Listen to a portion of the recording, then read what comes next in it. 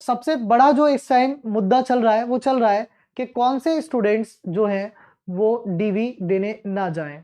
तो देखिए, यूपी लेखपाल वैकेंसी की लिए मेहनत आप सबने की, आपने भी मेहनत की, आपके मार्क्स आए तभी आप डीवी के लिए एलिजिबल हो। लेकिन यदि आप ऑलरेडी किसी जॉब पर हो तो आपको उस जॉब के फायदे नुकसान आपको सब पता ही होंगे। अगर आप किसी जॉब में हो और आप उस जॉब से स्विच करोगे तो सबसे पहली जो चीज है वो आपकी सीनियोरिटी, क्योंकि अभी तो कोई वैकेंसी आई नहीं है ना, अभी तो कोई ज्वाइनिंग हुई नहीं है। लगभग आप हर वैकेंसी में 1 साल से 2 साल के बीच में ही ज्वाइन हो चुके हो, तो 1 साल से 2 साल की जो आपकी सीनियोरिटी है वो चली जाती है। तो अगर आप लेखपाल जैसे ज्वाइन करोगे, है ना, अगर आप लेखपाल ज्वाइन करते हो और आप ऑलरेडी यूपी कांस्टेबल में हो, आप ऑलरेडी यूपी एसआई की जॉब में हो, है ना, आप अगर लेखपाल ज्वाइन करते हो तो आपकी जो सीनियरिटी है वो चली जाएगी। तो ऐसी मतलब चीजों का आप ध्यान रखना, वहीं रख दो सब। ठीक है, दूसरी चीज क्या है, दूसरी चीज क्या है, अगर आपका ग्रेड पे लेखपाल से ऊपर है तो मेरे हिसाब से आपको अवॉइड करना चाहिए। बाकी देखिए, इच्छा तो आपकी है ना, ऐसा नहीं है कि हम आपसे कह दें और आप हमारी बात मानेंगे ही मानेंगे। इच्छा आपकी है जाना ना जाना डीवी के लिए। लेकिन अगर आप ज्वाइन नहीं करो, मेरी बात ध्यान से सुनना, अगर आप ज्वाइन नहीं करना चाहते हो, अगर आप ज्वाइन नहीं करोगे, अगर आप ज्वाइन नहीं करना चाहते हो, ठीक है, अगर आप ज्वाइन नहीं करना चाहते हो, ठीक है, तो डीवी मत देने जाना प्लीज, तो डीवी मत जाना।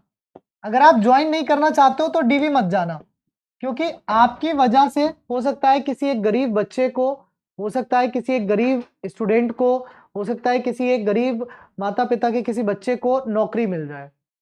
अगर आप डीवी कराने गए, आपका नाम तो आ ही जाएगा मान लीजिए, है ना। अब हो सकता है आप ज्वाइन ना करो तो एक जो वैकेंसी है वो खराब हो जाएगी, एक जो सीट है वो खराब हो जाएगी। तो आप सभी से ना निवेदन है हमारा, आप सभी से निवेदन है हमारा, जो भी स्टूडेंट ज्वाइन नहीं करना चाहेंगे या डीवी करा के ज्वाइन नहीं करना चाहते हैं तो प्लीज आप डीवी कराने ही मत जाना। ये हम निवेदन करते हैं आपसे हाथ जोड़ के।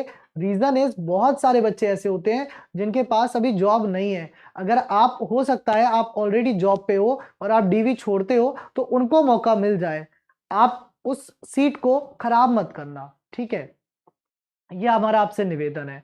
बाकी इच्छा आपकी है, अगर देने जाओगे तो हम कोई आपको रोक तो पाएंगे नहीं, सही है। बाकी भैया, जो एसआई वगैरह हो तो तुम दरोगा हो, है ना, दरोगा जी, ये लेखपाल वेखपाल की डीवी मत जाना, दरोगा की पोस्ट ज्यादा अच्छी होती है।